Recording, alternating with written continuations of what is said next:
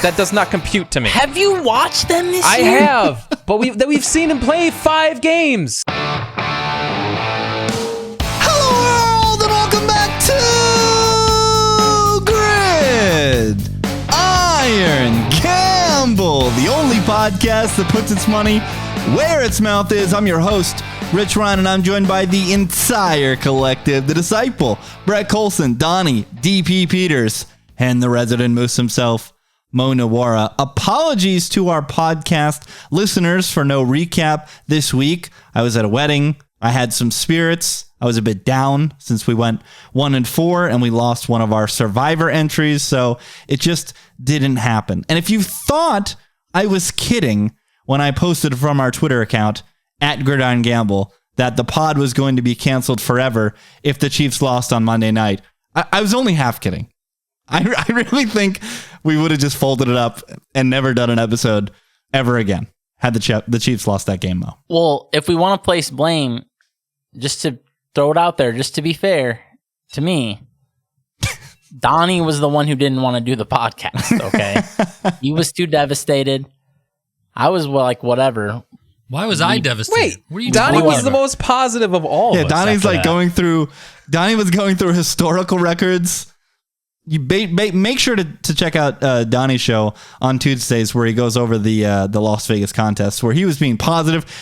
People have went 1-4, 0-5 before. They can still win. So Donnie was definitely keeping the spirits high. So apologies, but shouts to everybody listening and watching. If you are happening to watch us here on YouTube, ring that bell, subscribe to the Lines US YouTube channel, hit that like button, comment below, tell us your favorite pick this week, tell us we're morons for taking the Jags in Survivor last week. All that helps, and a big shout out to everybody listening live right now on Discord. You can do so by going to patreon.com/Gridiron Gamble. A game like tonight, an island game where there'll be lots of punting and an abhorrent uniform clash on your Amazon devices, you will want to be chatting with the collective.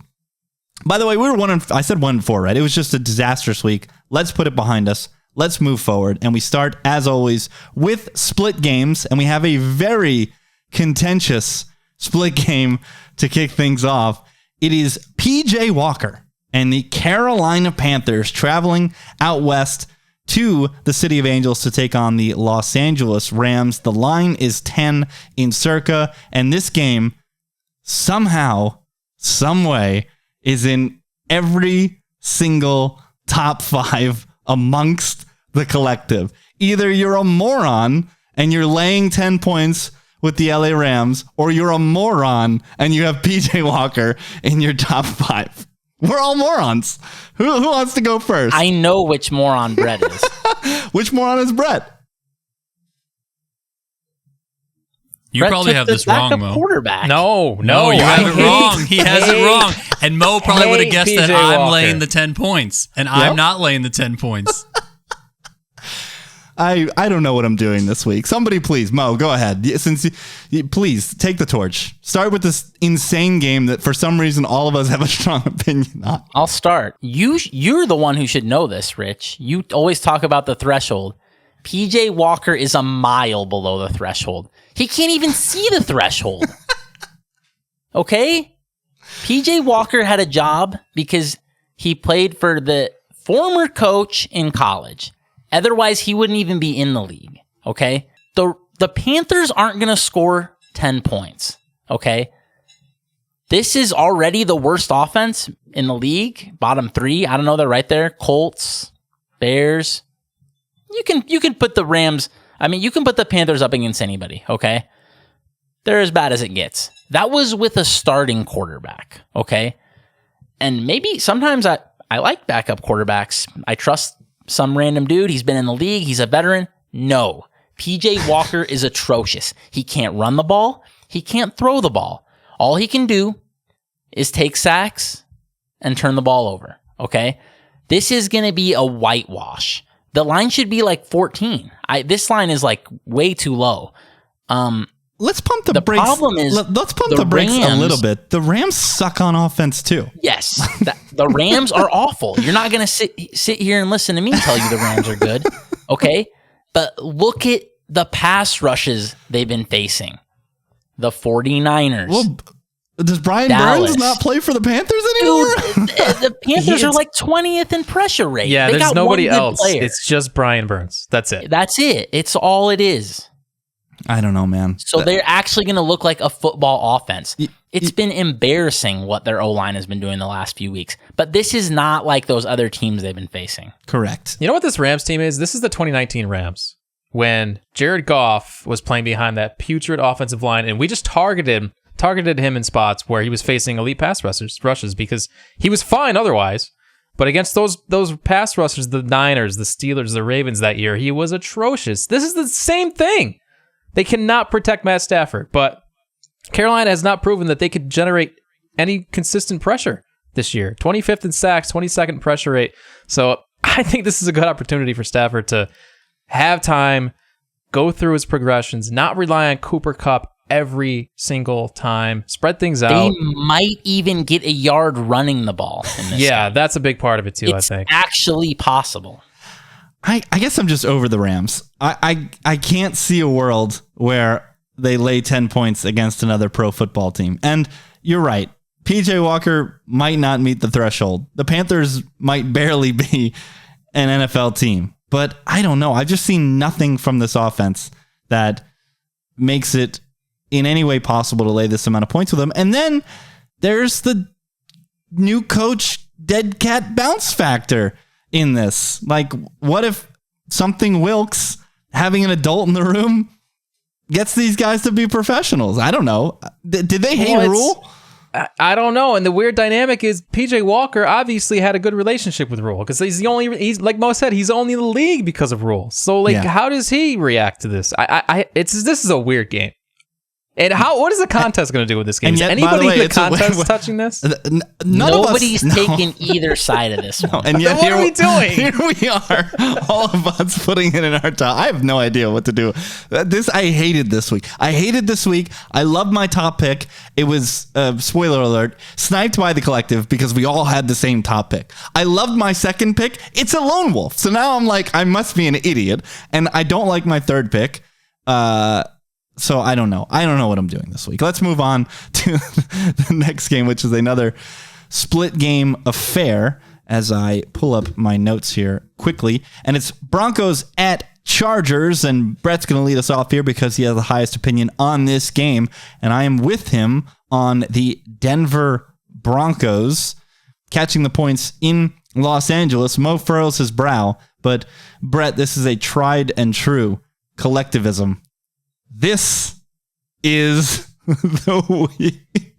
Has to be the week. This has to be the.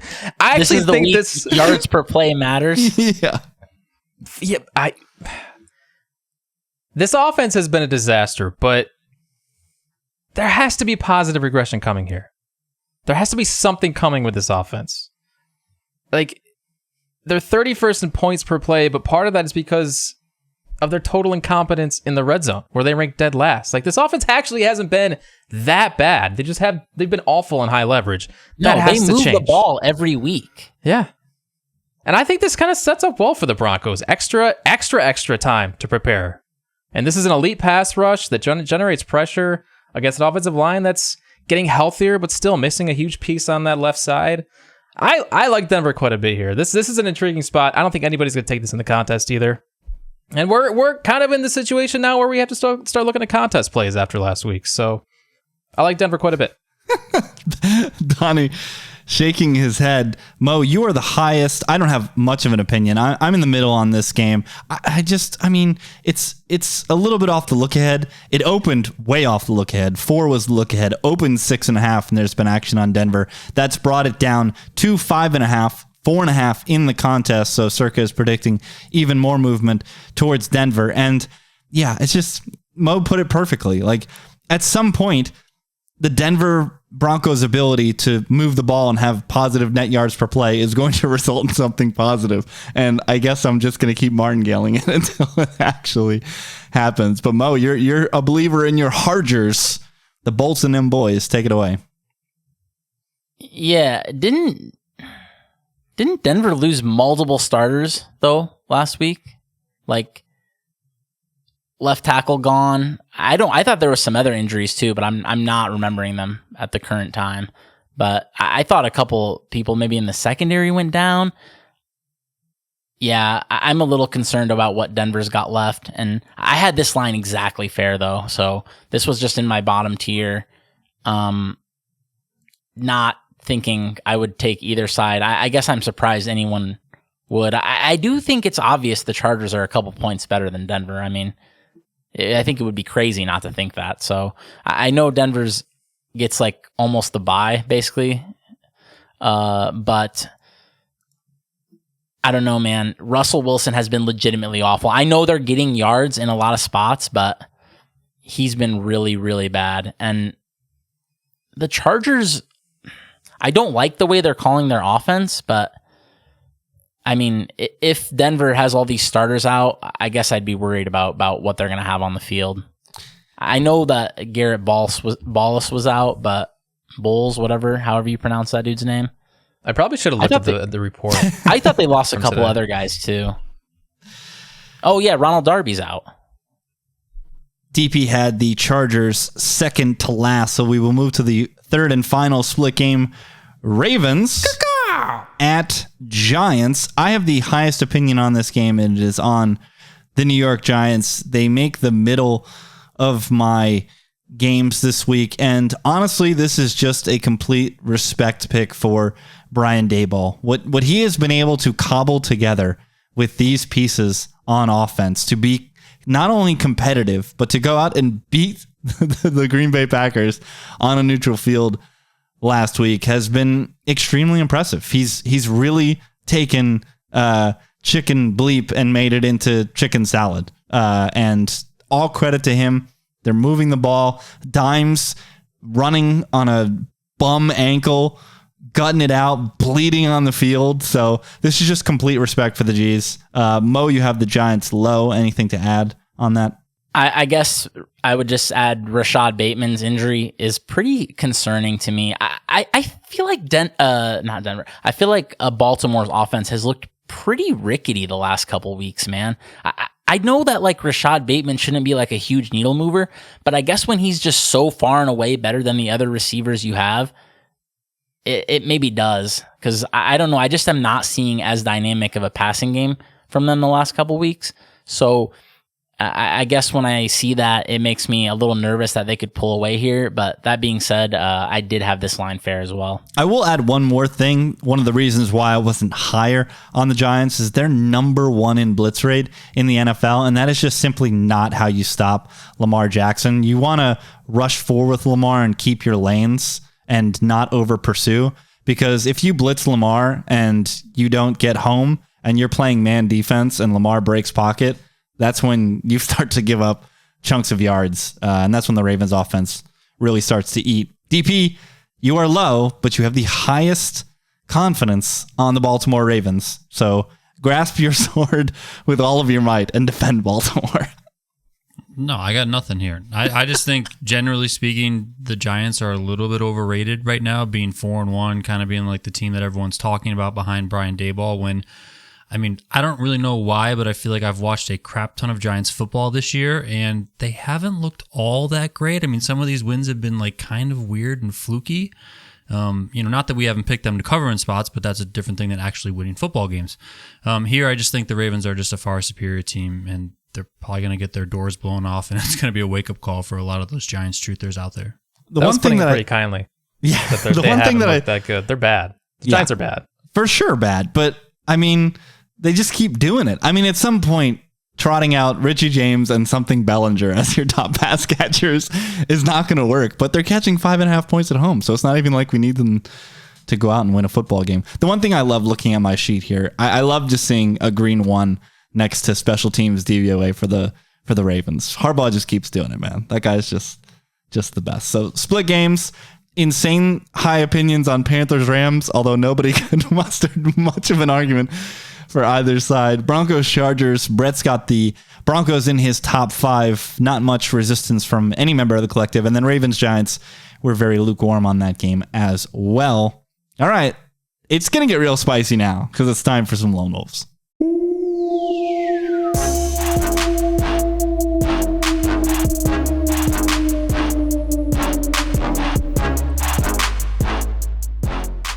Everybody wrote him off, and he didn't write back. Gino did it again. Didn't get the cover because he doesn't have the team around him that he deserves.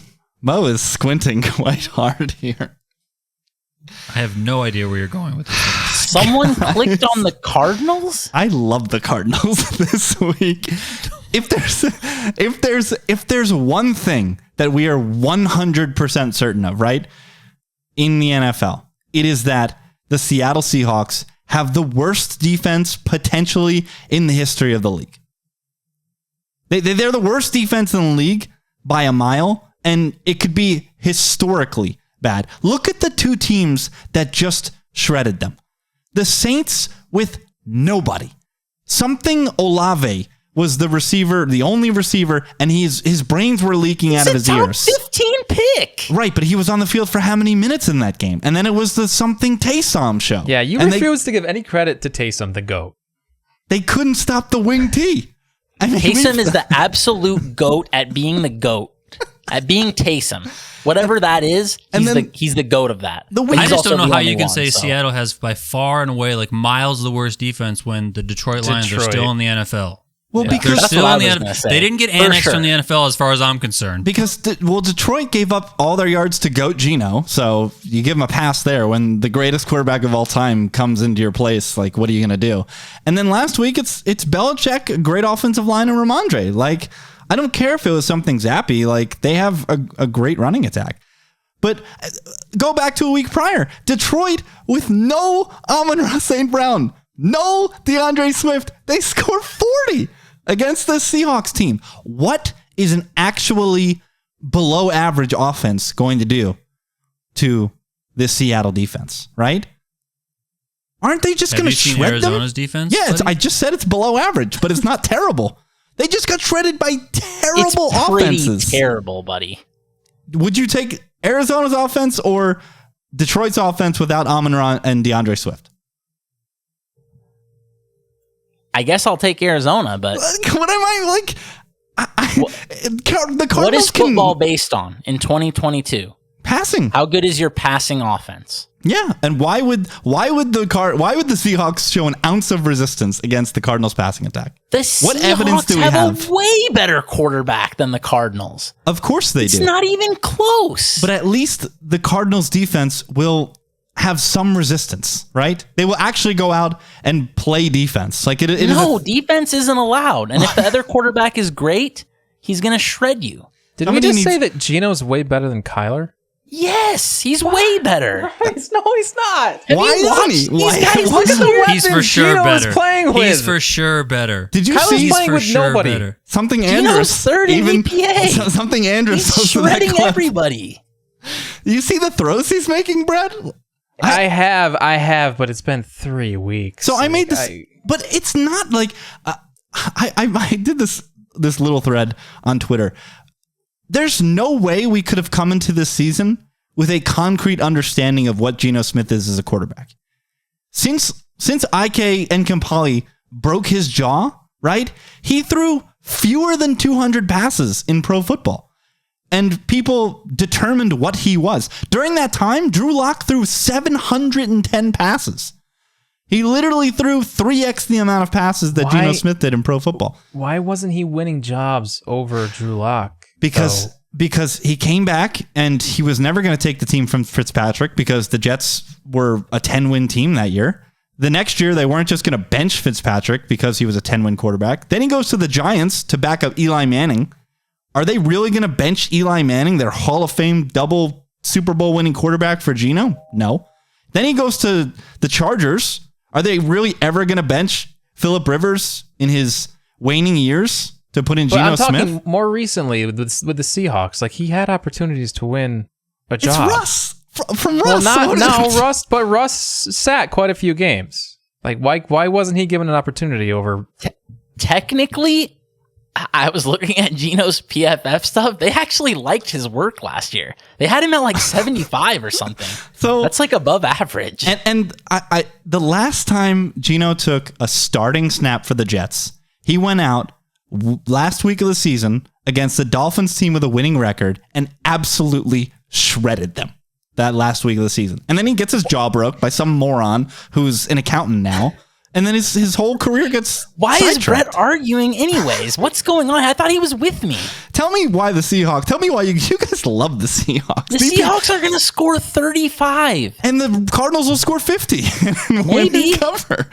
I'll bet you a pizza. Give me Seahawks. First Even pizza bet of money. the season.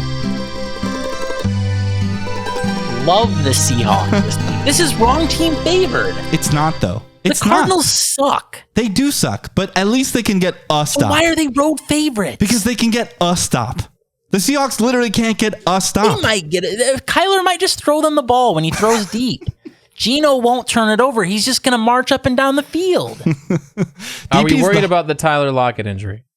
DP's the highest on the Hawks, and he's been, for the second week in a row, he's allowed us. Usually he's the one that's loud and boisterous, but we're going off, and DP's just quiet.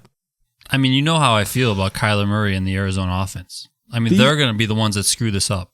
The YouTube Their team. defense is bad, okay? The Cardinals' defense is bad. And Seattle's passing offense, which is the most important thing in the NFL these days, is playing out of this world unbelievable behind Geno Smith. I mean, just can't take the dispute Seahawks that. money line. Just take the Seahawks money line, take your free money, and let's go. That's what you got. 100%. Free money. Do not take the points. Yeah, Those are not yeah. going to help you in this game. Total- There's going to be total of 50, 95 points. It's for free it. money because it's plus 130 or whatever the hell it is, and that's just free money. Because if you bet that every time this line comes out, you're going to print money. Okay. Brett, anything to put a pin on this contest? No, I mean, I When are I you think going to this just was- admit Geno Smith is... Okay, what is Geno... In Brett Colson's eyes, is Geno Smith an average quarterback? He has to pause for average, guys. This is insanity. He's been great this year. He's Don't been couch great. it. Rich right now is trying to champion Geno Smith, and he picked the Cardinals. And Brett's over there trying to poo-poo Geno Smith, and he picked the Seahawks. Because I don't even understand what's happening. My mind I can't wrap my head around you guys saying that Geno's better than Kyler Murray. That does not compute to me. Have you watched them this I year? have, but we've seen him play Kyler Murray 5 is a games. disaster. Dude, and the Kyler's Cardinals playing are with getting nobody. way If you too watch much credit. Kyler Murray highlights, which is what most people do, they think he's the best quarterback in the league. If you actually watch him play games, he's a disaster running around there like an idiot all the time. I know I've been dumping on the Cardinals offense all season, but he's been playing with nobody. He just got Rondale Moore last week, but they played against the Eagles defense. Like, wait till he gets some weapons. Which is next week. I was about to say. But, you know, I don't know, man. I just want to say Kyler is bad and Geno is playing great. And until I see something different, I have to take the Seahawks here. That's fair. I'm just banking on this Hawks defense. I know for certain one thing in football. This Hawks defense can't stop anyone. Rancho would put up 30 against the Hawks. Just running straight. Guys, while I got off the Geno train, I'm doing it again with Kenny Pickett and the Pittsburgh Steelers +8 at home against the Tampa Bay Buccaneers. So here's the issue with the Bucs, guys, and why they can't be laying 8, specifically on the road, in a game where the total is 44. Here's the total number of points scored in games featuring the Tampa Bay Buccaneers that didn't have the greatest quarterback of all time in them. 22, 30, 26, and 36. That's right, an average of 28.5 points scored in Bucs games that did not have the Kansas City Chiefs in them. So, how can we be laying 8 on the road? I know it's the Steelers, but there's a small silver lining for the Steelers from last week. They did get to the red zone 4 times. They did blow it 4 times. They were 0-4 in the red zone, but they did get there 4 times. I mean, Pickett was throwing the ball around. It's not his fault that Gabe Davis got loose for 2 bazillion-yard touchdowns. So, Steelers, once again, what did I say last week? Can we get to 2 touchdowns? That's what we just need to get to 2 touchdowns. Mo, you picked the Bucs, but you're doing a lot of nodding over there. I just think it's funny that everything you're saying is basically what Football Outsiders put in their weekly DVOA article. They weren't that impressed with the Bills last week, as like everyone else was. They thought because the Steelers moved the ball quite a bit and the Bills had a turnover that it actually wasn't as dominant of a win as the scoreboard looked. I would just say what makes me nervous for the Bucs here. First of all, I want to say what you're talking about is encompassing a lot of games where the Bucs are playing different than I feel like they're playing right now. Okay, starting with that Chiefs game, they're just hurling the rock 50 times a game again. They definitely Okay, started they're playing. going back to last year's They Bucs. started playing Brady ball. Those 3-yard passes. But That's, dude, yeah, who are they that's going to not throw what they were doing to? the first few weeks. But who are they going to throw to? These receivers are dead Yeah. again. I don't know if Godwin's playing, and then Godwin's a DNP today. He went from LP to kind of DNP. feel like this is a game where the Bucs are going to look at it and be like, we're -8. The Steelers suck. Anybody who's remotely banged up, you're getting the week off. Let's just win by 3. I don't know. That's just a feeling I get. Okay. Just Mo's feeling, nothing to do with anything besides Mo's feeling. I just feel like that could happen this week. Rule of Mo's feelings. Brett, you're the highest on the Bucs. You made a grave face when Mo was talking there. So talk about Tampa. I don't think this is that much of a different spot than last week. It's Kenny Pickett in negative script against an elite defense.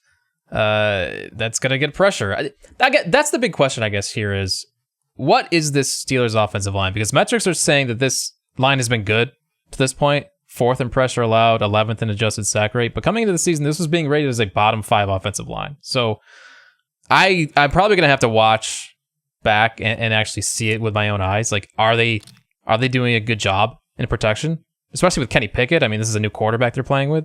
But I don't have a whole lot on this game. Like I said, this week was tough, but I have to take Brady here because they have looked like a completely different offense with these weapons back. But if they're not back, yeah, again, we're going to have to revisit this on Friday or Saturday after we get these practice reports. 2 more Lone Wolves for me, and they are my 2 last selections. I've got the Bengals -1.5 against the Saints, and this is simply me just selling the Saints off of a win and cover against, again, the worst defense in pro football. Donnie, you and Brett are tied for the highest on the Saints. I'll pass the ball to you, DP.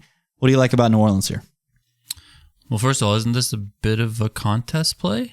I feel like a lot of people are going to be on the Saints here. 16% of the tickets on New Orleans. So, yes. Yeah, I mean, Brett's out there saying we need contest plays already. It's only week 6. So, I mean, let's just throw it in there into the mix. I mean, I'm not too thrilled about the Bengals overall. Joe Burrow's been playing kind of crappy this season, making a lot of mistakes. I think this Saints defense can do a lot of good things. I mean, this is also a spot where we're going to have to watch these injury reports. There's a lot of people injured for the Saints specifically. On the defensive side of the ball, I think the biggest one's Lattimore that we got to pay attention to. I don't know if they're going to get Michael Thomas back or not. This is going to be one of those we have to pay attention Friday, Saturday, see what happens, and then go from there. But then for the Saints offense, I mean, they seem to be kind of getting things done in like weird ways, but good ways. I think they can run the ball on this Bengals team, which is, I think, what they want to do overall. Keep this one tight, and I think, again, sneaky contest play here with everyone likely on the Bengals. This could be a really cool one for us to have. Yeah, Brett, I think it's going to be more of the Taysom show with Can't Guard Mike and Juice still not practicing this week, and with the new stringent protocol rules, who knows what we're going to get out of Olave, if anything. So, yeah, going to need the Saints to run the ball a ton here. And due to those injuries, there's certainly going to be leverage on New Orleans in the spot. Yeah, and that's why I didn't know really what to do with this game. I would love to be on the Saints here. This checks a lot of boxes for a slam dunk contest spot, but yeah, look at the injuries here. I mean, Lattimore's trending towards not playing. Landry, Thomas didn't practice Thursday. Olave, like you said, all it takes is one hint of another head injury, and he's gone. He's removed from the game. And then what? Like, then it really is Taysom week. And as much as we love Taysom and we could joke about Taysom on the show, I mean, it's hard to trust an offense that is the offense. So, I do love the advantage that the Saints should have in the trenches here against this Bengals offensive line that might be without Williams. I haven't checked to see if he's been practicing yet this week, but it didn't look good last week. So, the Bengals offensive line it's in rough shape. So I feel like this is a get-right spot for that Saints defensive line that has not been able to generate pressure like they have the past few years. Yeah, it's a spot I would love to have the Saints, but the injuries they're terrifying. Yeah, as you noted, Jonah Williams has not practiced yet this week with that MCL sprain. would be a big miss for a Bengals offensive line that continues to struggle despite all of the names they put together. This summer, the community was quite bullish on them taking a step forward. They have yet to do that so far. My last lone wolf, and again, I just want to kick back, relax, and watch this game. The Bills make me wanna Want nothing to do with this game. Nothing whatsoever. Mo, you're laughing, you're grinning. The reason why I picked the Bills is solely because every dolt on planet Earth is going to see a plus next to the Chiefs and bet them this weekend. You think? Absolutely. I feel like everybody wants the Bills this week. I don't know You're about listening to too many fake sharps because I don't know. Because everybody that is a casual fan of the NFL is going to say, wait a minute, the Chiefs at home, Mahomes, an underdog, place wager, 100%. I Jesse don't Martin. know. I don't know. I'm with you that this is not one I have much interest in. I have a little bit of lean to the Chiefs for sure. Felix likes the Chiefs, obviously. But yeah, I feel like the Bills, I guess so. My main thing here is they haven't really been punished for a secondary that's been hurting / not that talented. I feel like they're going to get a real test this week when they really haven't been threatened at all. But it's still death by paper cuts from the Chiefs. So I still don't know what to make of this offense. I mean, Mahomes is playing great. I have not seen without him a doubt. Yeah, play. you're not gonna. He's playing much better than he played last year. I tend to agree. Yeah. The one thing that worries me on the other side is the Chiefs tackles have gotten their asses kicked so far this year in pass pro, for sure. Orlando Brown, you're garbage. Don't give that dude any heaps, please. All right? I mean, he's fine, but he clearly thinks he's like an all-pro since he's just waiting for this, 8-year, $200 million contract or whatever he thinks he's going to get. How about you don't get beat in 2 seconds by Joey Bosa and whoever else? And then Andrew Wiley, I mean, that part was predictable. I mean, he's just atrocious, but he's a career backup. I mean, the Chiefs have a career backup at right tackle and Orlando Brown, who's just whatever at left tackle. And the Raiders kicked their asses last week. And I just feel like though Mahomes can mitigate that. He's just so good at feeling the pocket. But yeah, this is just going to be a great game to watch for sure. And also like Arrowhead is going to be rocking, coaching advantage for the Chiefs. I feel like the Chiefs should be -1 here, but I'm listening if people like the Bills. I mean, the Bills are a tremendous team, obviously. Brett, I got to take your temperature up there in Buffalo. How circled is this game for Josh Allen and them boys? That has to be the most circled. Like that has. I mean, what are they going to do? Play better than they played last year? Yeah, right? That offensively, that's impossible because that was the best Josh Allen has ever played, and I probably will play in his entire life. I wanted nothing to do with this game. I'm with you, Rich. Like, you've got two fantastic teams with a high total and a short spread. Like, anything can happen here. I'm not falling into it. I fall into these traps with these like elite teams, and I'm like, I have to take a side here. I have to take a stand, and I'm wrong every single time. So I'm done with that. This is definitely a sit back and watch this and enjoy it. Although I will be on a plane during this game, which I did not plan for this very well. So I'm not even going to be able to watch this unless I have internet on a plane. Oh no! Game of the year. Brett's just might have to upgrade to first class, buddy. Brett has a trio of lone wolves himself, and despite week in, week out being the highest on my beloved, he is laying a touchdown with go, Pack, go! Brett, explain yourself. The Packers give me the same vibe as the Saints. Like, how can this defense be this bad? We know they've struggled stopping the run for years. This is nothing new, but this elite pass defense from years past has been giving up chunks to bad offenses. Daniel Jones, Bailey Zappi. Those two quarterbacks put up a 74% completion percentage against the Packers.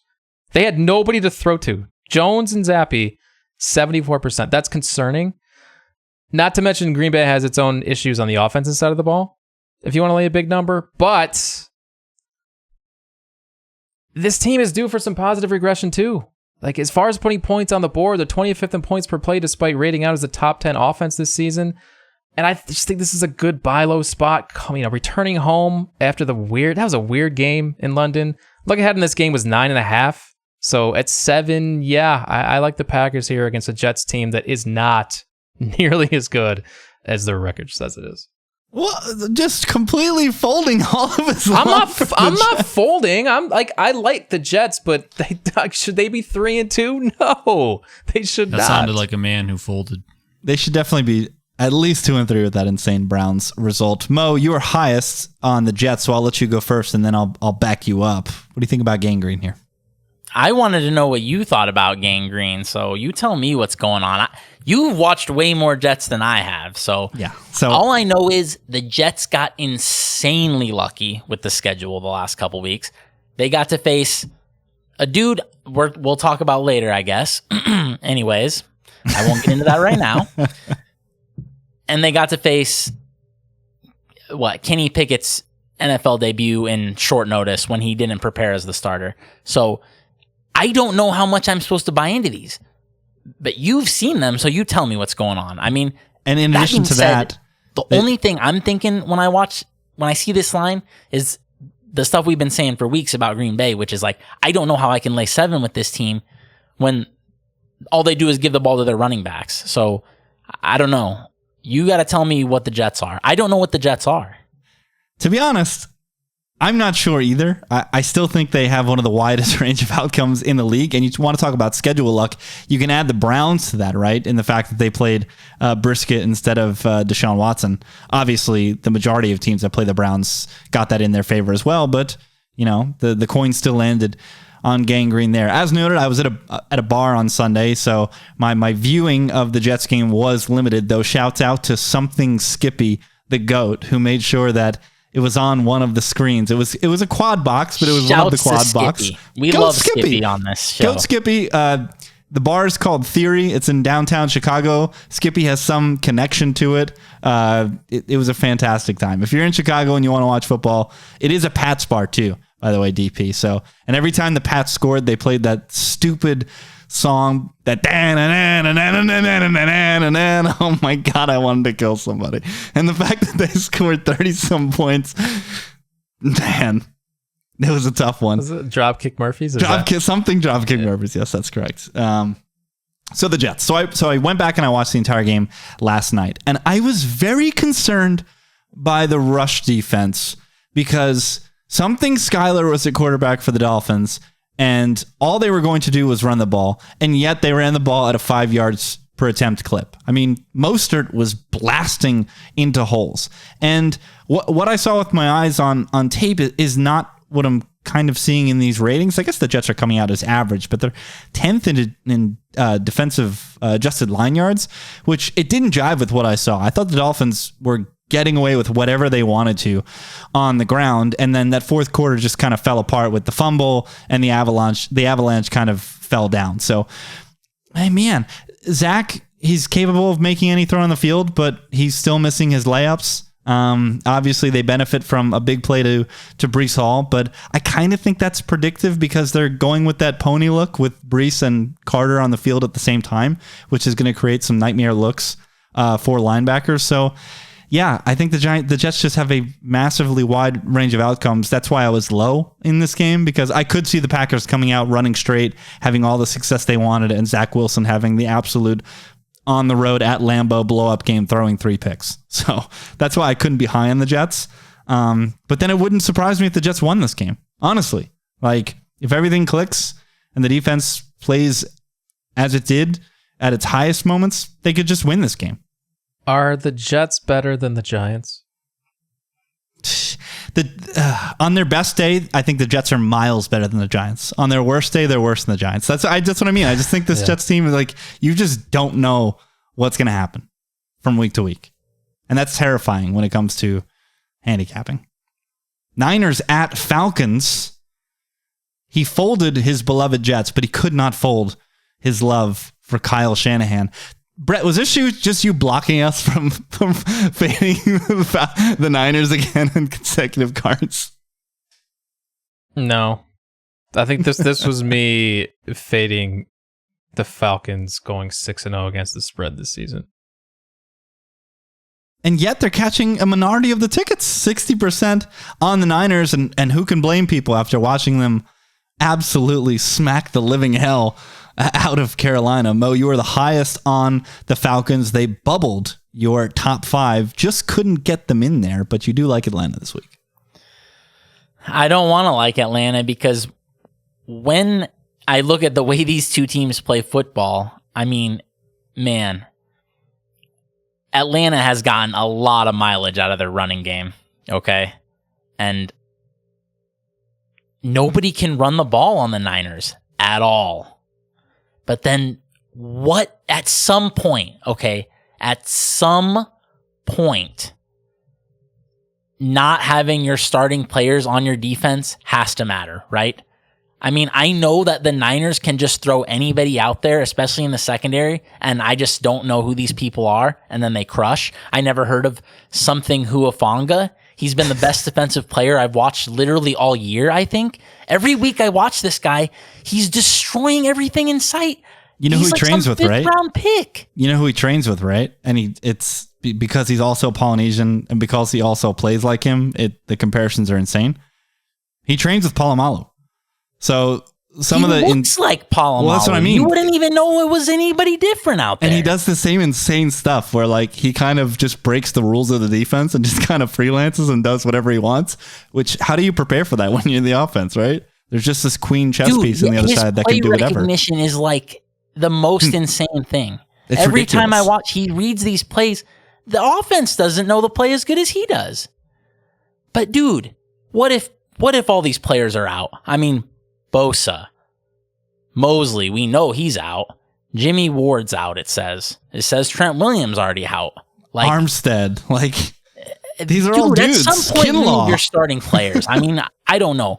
I honestly wanted to like the Niners. I did. But I'm just like, man, this is getting like ridiculous how many players are out for the Niners on defense. On the other side, Pitts is trending towards playing, right? He's practiced every day this week, albeit in a limited fashion. And if you just do the thought exercise of this line is telling us 5.5, is telling us that the Falcons are just 1 point worse than the Panthers on neutral. I don't think I can get down with that. That being said, the line last week was probably stupid. That's the face that Brett's making. And of course, we were on that side. Good job, guys.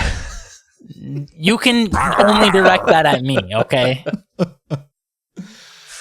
Oh, man. The last lone wolf for Brett.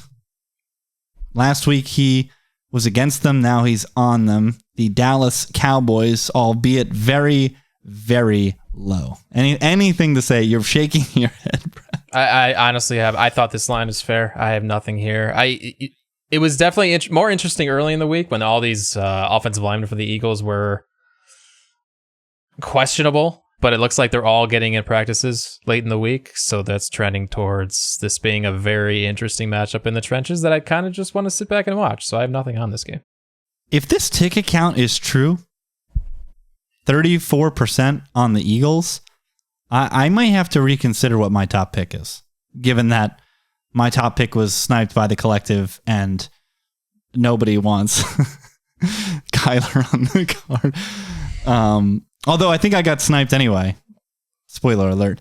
And I have no idea what to do with my pick. Isn't this Cooper Rush coming back to earth? Isn't this Dallas DST regression? Donnie, how many times have we seen, I guess the Dolphins and the Cowboys defenses are just going to be absolute game wreckers, never regressing. But this is a big boy team. This is the Eagles. This is the Eagles that, went out. It was sluggish against the Cardinals. But you know what good teams do even in sluggish situations? They win the game, right? They find a way to get home with a dub, and that's what they did. I kind of think the Eagles smash here, DP. I like the Eagles in the spot. I think, as Brett mentioned, their offensive line getting healthy now. I mean, that was kind of my asterisk on this one in terms of my notes, but they seem to have gotten in practices, and then we can obviously see the practice reports tomorrow on Friday as well.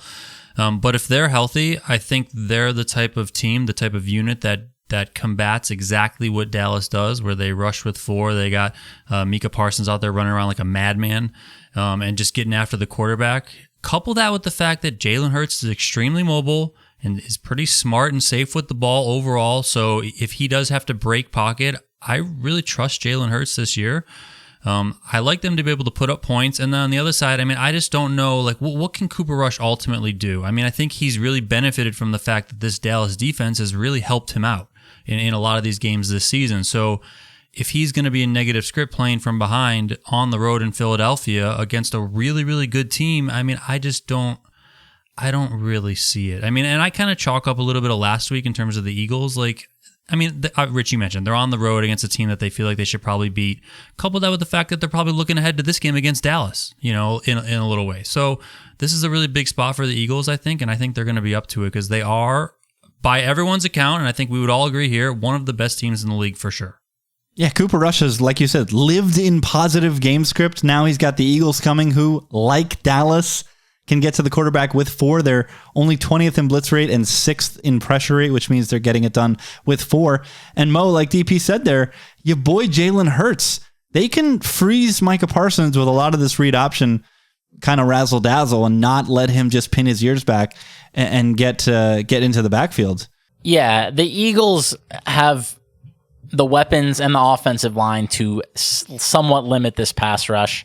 And the biggest thing is basically what you just said, Rich. I mean, we haven't seen Cooper Rush have to play real football yet.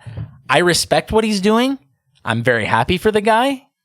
Undrafted, whatever else.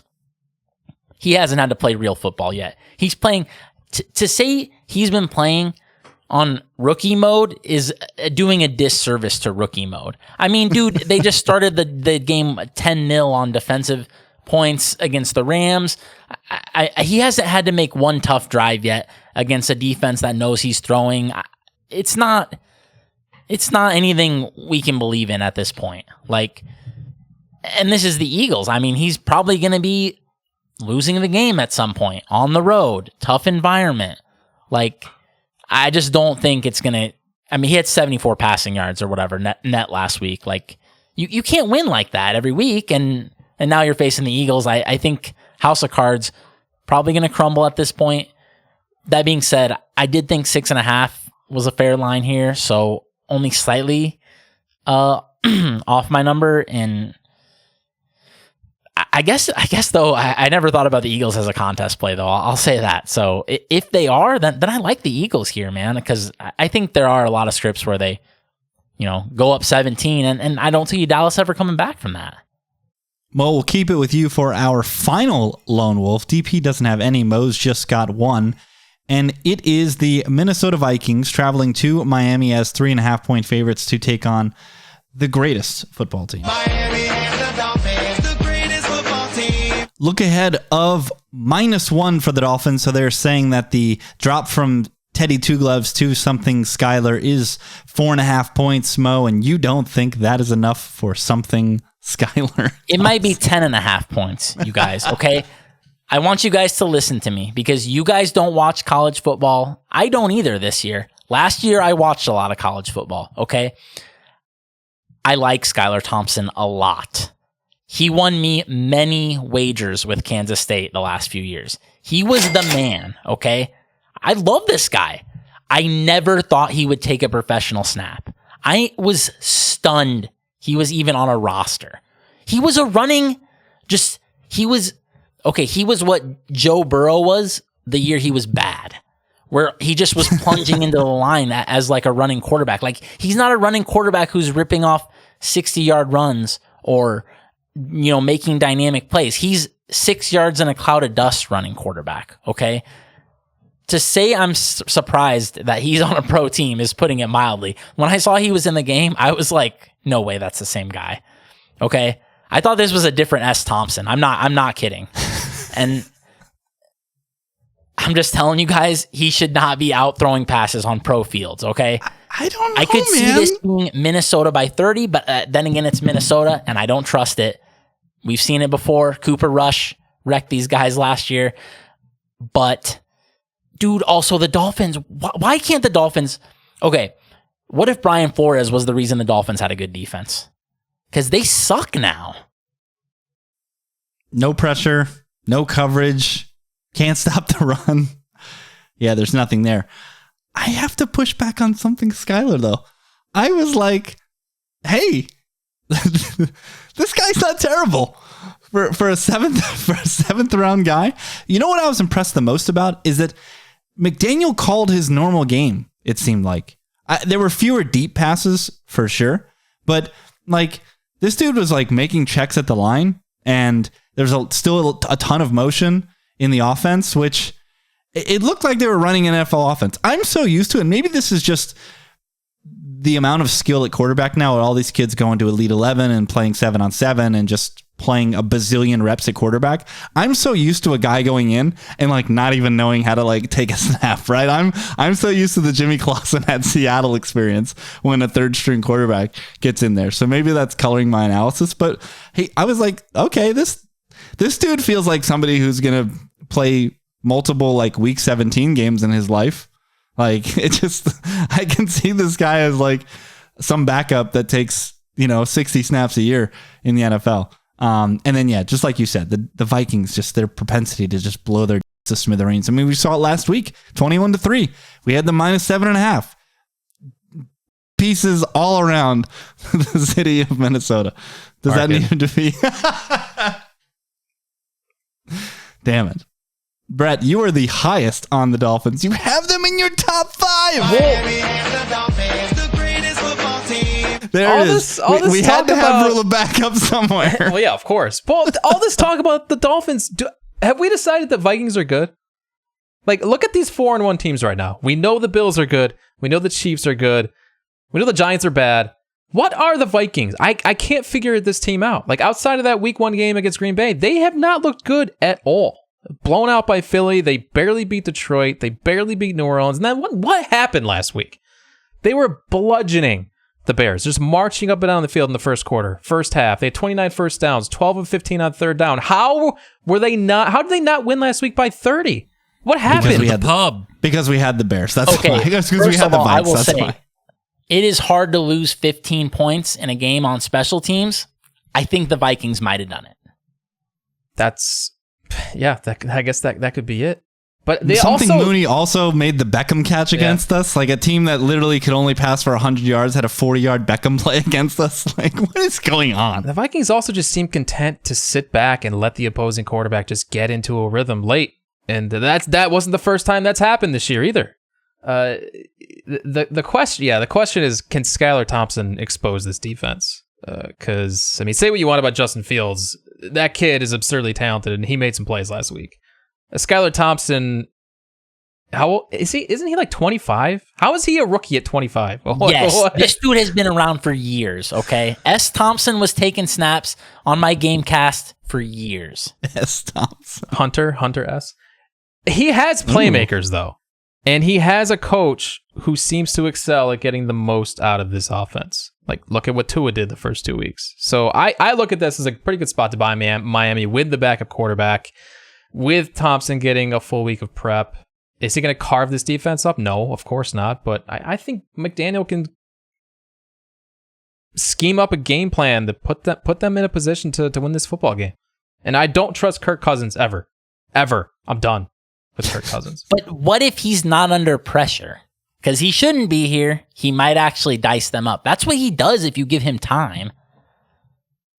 Are we worried? One last note on this game. Are we worried about Miami flu for Justin Jefferson? Is that a concern? I thought you were going to ask if we were worried about the Vikings being an anti-contest play, because they probably will be. Yeah, people are probably. This is a 50-50 ticket count, but yeah, in a week with 4 teams on bye, nobody picks Thursday. I could definitely see the Vikings being sneaky popular. I could also see Justin Jefferson at Live on Saturday night having the absolute time of his life. The Lone Wolves. I am on the Cardinals, Steelers, Bengals, and Bills. Cardinals and Steelers in my top 5. Brett is on the Packers, Niners, and Cowboys. Mo. I'm sorry. We have Samuel in the $500 league. How? The level of offense in this game that's being played should not. I'm so glad this is going to be on late because East Coast kids should not be exposed to this. The only first downs I'm seeing are on penalties. I thought this might be the one game where we would mark it. I thought that might be this might be the one game 0-0 that we have no reactions to. But there we go. Mo almost an hour in got the reaction, and Mo is on the Vikes. All right, let's see if we can bounce back from 1-4, boys. It's time for the card. 9, 8, 7, 6, 5, 4, 3, 2, 1, fire. Donnie and Brett both have games that we've discussed so far. Mo's got a consensus pick, and the collective has our second consensus pick as well. Me, I literally don't have any idea who I'm going to select. But let's start with Brett. He's got a split game. I'm on your side, Brett. Don't know if that's a good thing. Who do we got? Why isn't it a good thing? That I'm on your side. Oh, got you. I've got the Broncos on the Monday Night Hammer. It's ugly, right? Donnie. I don't know how you would want any part of this game, but here we This are. is the week. Yeah, it might be the week. Also, great week for contest what? play. Great contest play. Nobody's taking the Broncos. Nobody's taking the Chargers. I But think- no one's I taking think the they will. Chargers, so it doesn't really I matter. think they will take the Chargers. Chargers We'll are a go sexy team.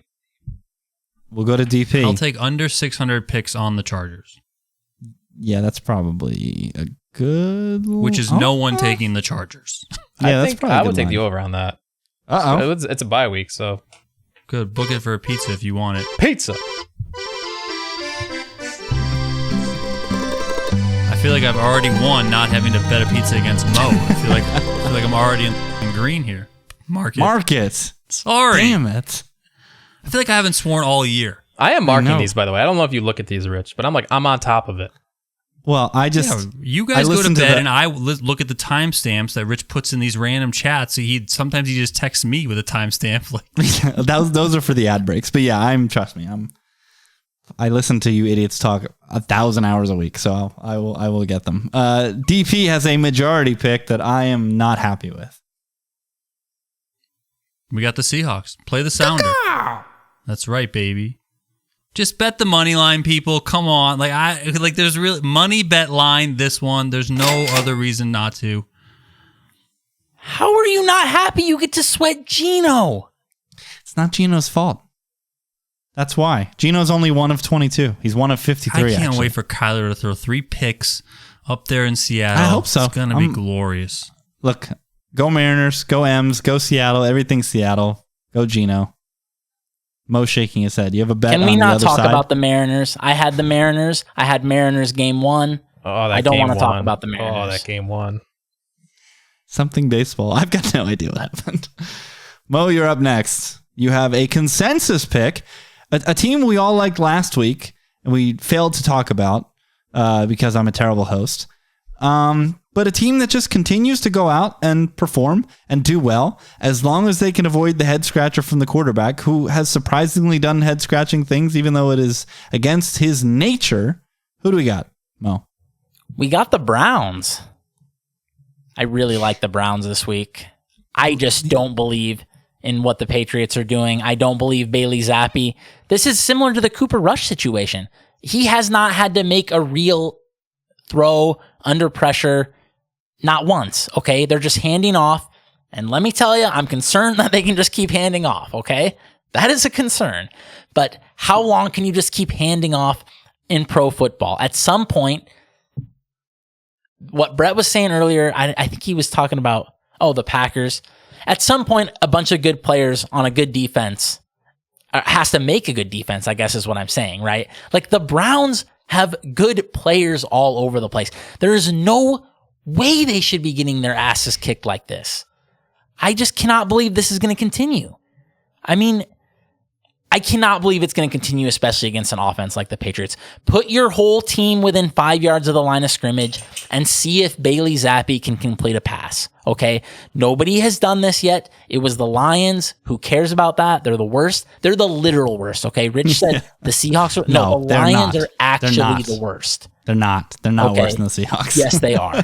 They are worse. They played each other, and the Seahawks could have scored 60 points. That's because the Seahawks have Geno Smith. Of course they could have scored. They could have I guess you're very glad we have Geno Smith on the card this week then. I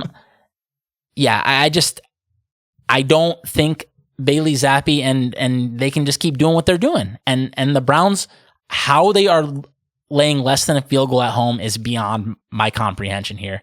I think this line should be like 4. I'm terrified of the popularity of this because is it still 3 in real life? 2.5 in the contest. Where's this money on the Patriots coming from? Who is backing something Zappi? I don't understand. Donnie, you've got the finger on the pulse of WEEI, and yet you've got the Browns in this spot. Take it away. I always love how you bring up WEEI because I've never listened to 1 minute of radio on that station. Okay. That said, I think the line has to do with the possibility that Mac Jones plays. Personally, I hope... Stop it. Can we stop with this fake Mac Jones playing thing? No, I understand, but I kind of like, in a way, I kind of hope he plays because he's not going to be able to move out there.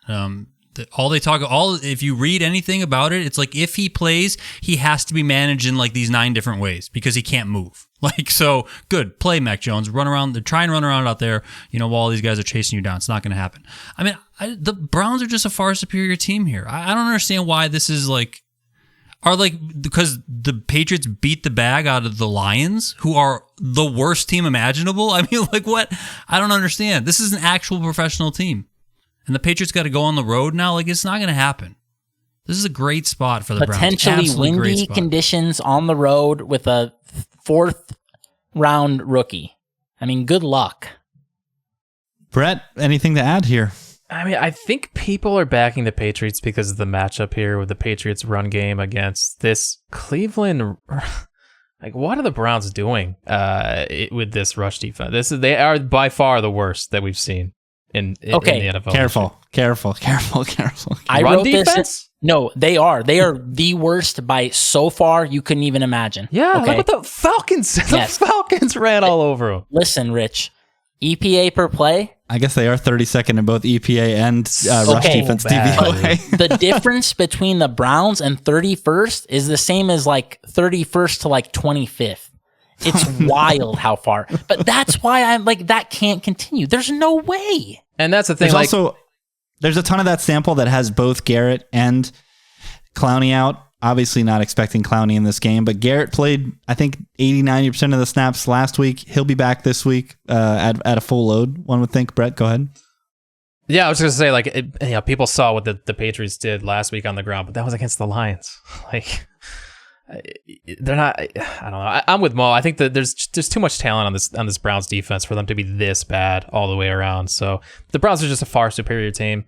They're not good, but I think they're far better than the Patriots. So I think this line has to be at least 3.5. All right. So my top pick, sniped by the collective. My second pick was the Cardinals, sniped by Donnie picking the other side. Thank God. Thank God. My next if you pick, were max high on the Cardinals, I could see you thinking this line was fair. I just can't see how somebody would be like, yeah, Cardinals should just be laying tons on the road here. My next pick, baffled by this pick. I don't even want to say my next. PJ Walker. Nope. Yeah, which I don't even want to do because it's a split game, and you guys are, have such high opinions on the other side. So I'm going to do it. I'm gonna fly Eagles fly. I'm gonna fade Cooper Rush off of 1 million wins. I'm gonna lay a bunch of points, which, as we saw last week, is not the collective way. We got our teeth kicked in when we laid points, but at least this is an outlier this week in having a favorite. Give us the Birds -6.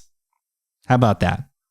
And we go on to the collective pick, which was number 1 by everybody this week. It is the highest confidence points average we've ever had in the history of the show.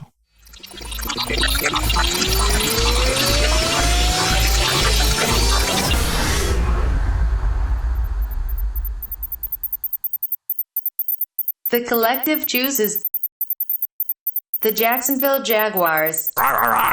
Did she say wires too? I think she It's did. Wars. Jaguars, people. Who is power rating the Colts above the Jags? I don't understand. Can somebody, Michael Scott, explain it to me like I'm 5. How can the Colts be a half point better than the Jags? We need to get Eli on here, Brett. He's trying to tell me that the Colts are they could be better than the Jags. Not possible. Revenge spot. The Colts are awful. They're just plain awful. Awful football team. The Jags are reasonable. So this line is telling me these teams are equal. There's no way that's true. It's saying that the Colts are probably a half point better. It could. Well, they also got extra rest, so maybe that. Yeah, that's true. Okay, fair. They could be.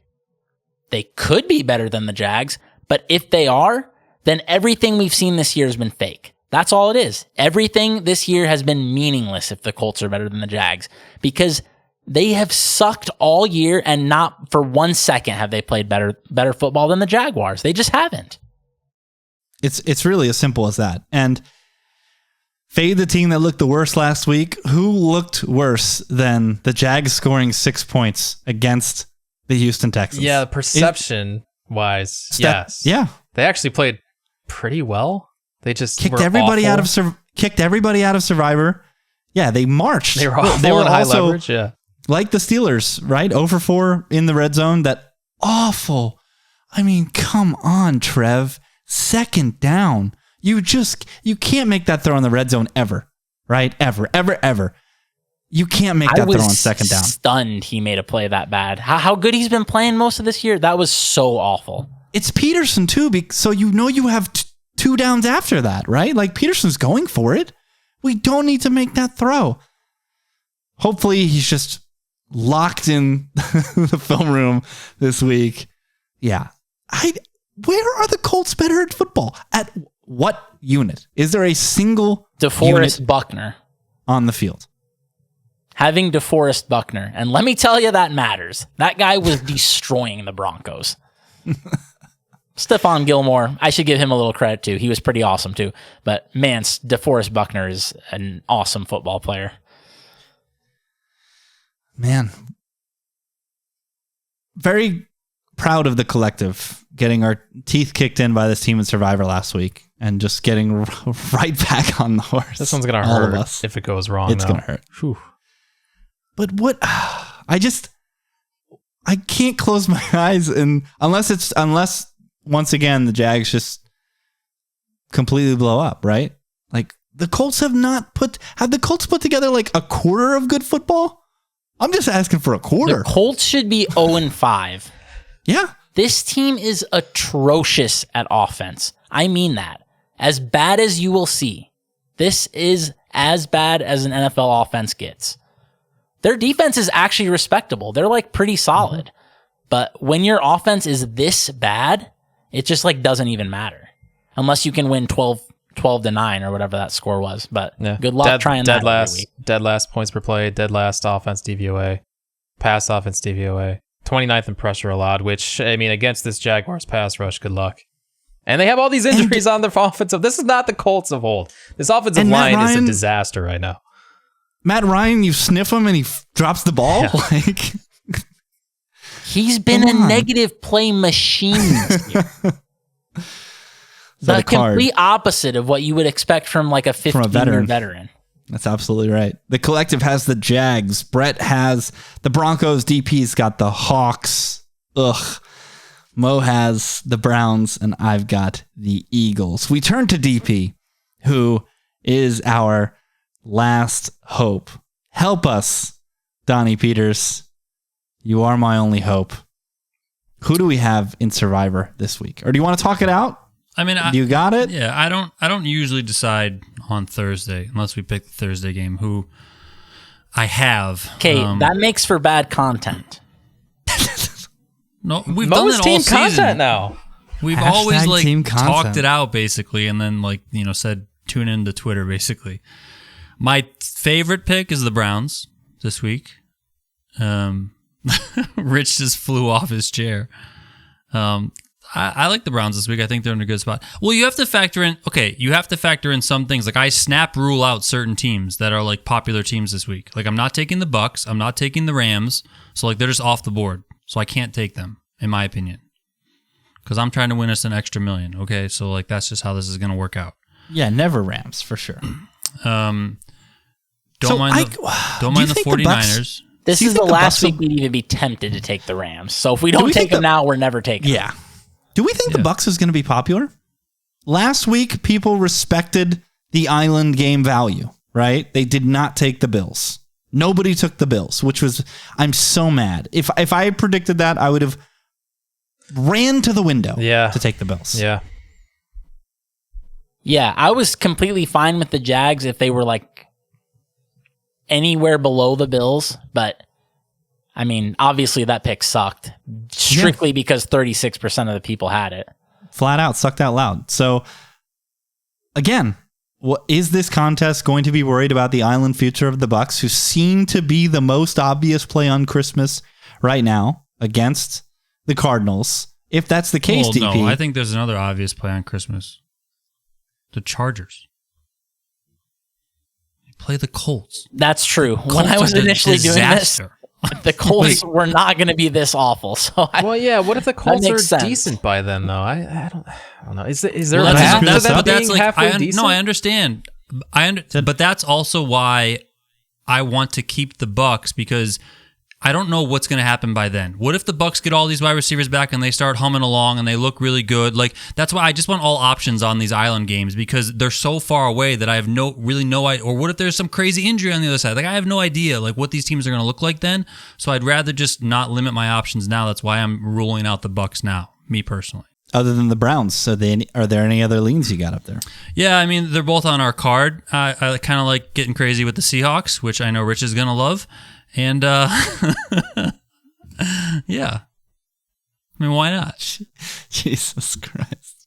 Why not? Why can't I get crazy? I can do whatever I want. I mean, I'm the only guy left standing. I mean, that's right. You've got the right. I mean, you don't want to really know who my really crazy pick is. We just won't even talk about that one. Go. No, Fire. I mean, you can't tease us with Jags. that. That's not, I don't think that's crazy. I mean, they're underdogs on the road. That's why it's crazy. I mean, if you look at the line. It's the Colts, man. No, I understand. If the Jags bang knocked us out back to Oh, man. All right. Well, yeah. Tune in at Gridiron Gamble on Twitter to figure out how many people do you think are going to be on the Colts? Anyone? I don't think anyone's going to click the Colts in Survivor. No. There's always that one person. But well, there's always going to be one. Yeah. Well, I'm going to mark it. There's always going to be one head on the Jets. I mean, who's going to be? What are the most popular picks? I mean, the 49ers is one as well, but Rams are going to be insanely popular, I think. Yeah, people have shown because people have shown that they're punting on the million. So all right. So you got the Rams. You got, I mean, the Bucks. If people are, I mean, I don't know about the Bucks. So people are valuing the island games more than they're valuing the million is what we're getting at here. They did the exact opposite in back-to-back weeks, right? The entire contest was on the Packers, who have island value. Granted, they're on the road against the Dolphins, which isn't the easiest game. But then the week right after that, the Bills, who seem to be like, they project to probably be the most popular team on Thanksgiving, everybody faded the Bills. So 1 week they didn't respect the island futures, which is why I faded the Bills last week, and then last week they all pivoted away from the Bills. So, and then I feel like a lot of people will probably be on the Packers. I mean, nobody's on the Packers. They all use the Packers already. Yeah, the Packers are like 30% available in the contest. Burn everyone?